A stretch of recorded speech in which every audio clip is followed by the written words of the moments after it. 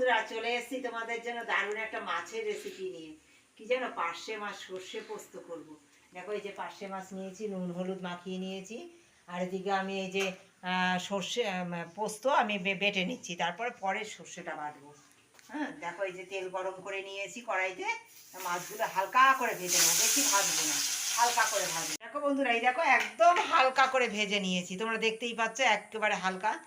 হ্যাঁ, আমি এইভাবেই পার্শে মাছ হালকা করে ভেজে নিই, তাহলে এর স্বাদটা নষ্ট হয় না। বেশি ভাজলে না স্বাদটা নষ্ট হয়ে যায়। আর এই যে এবার তেল গরম রয়েছে, এর মধ্যে দিয়ে দিয়েছি কালো জিরে। প্রথমে দিয়ে দেবো পেঁয়াজ। পেঁয়াজ বেটে নিয়েছি। দিয়ে দেবো আদা বাটা। আদাটা যেহেতু ছিটছে তাই নুন হলুদটা আগে দিয়ে দেবো। দেবো কাঁচা লঙ্কা আর জিরের গুঁড়ো আর সামান্য কাশ্মীরি লঙ্কার গুঁড়ো। আমি জিরের গুঁড়োটা একটু জলে ভিজিয়ে রেখেছিলাম। শুকনো জিরের গুঁড়ো আমি সাধারণত দেই না তরকারিতে, আমি জল দিয়ে ভিজিয়ে রেখেই সেইভাবে দেই।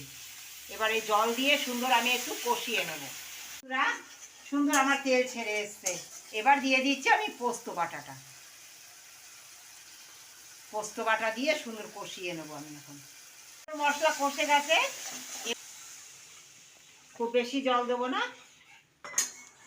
বন্ধুরা, জল সুন্দর ফুটে গেছে, এবার মাছগুলো আমি দিয়ে দেবো। মাছ দিয়ে বেশিক্ষণ জাল দেওয়া লাগবে না।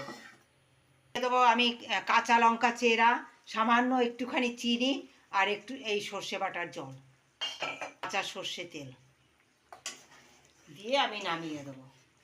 খুব সুন্দর, খুব তাড়াতাড়ি আর কত কম মশলা তৈরি হয়ে গেছে আমার এই পার্শে মাছের সর্ষে পোস্ত রেসিপি। তোমরা একবার ট্রাই করো আর কমেন্ট করে প্রতিদিনের ভিডিওটি দেখে লাইক শেয়ার এবং সাবস্ক্রাইব করো।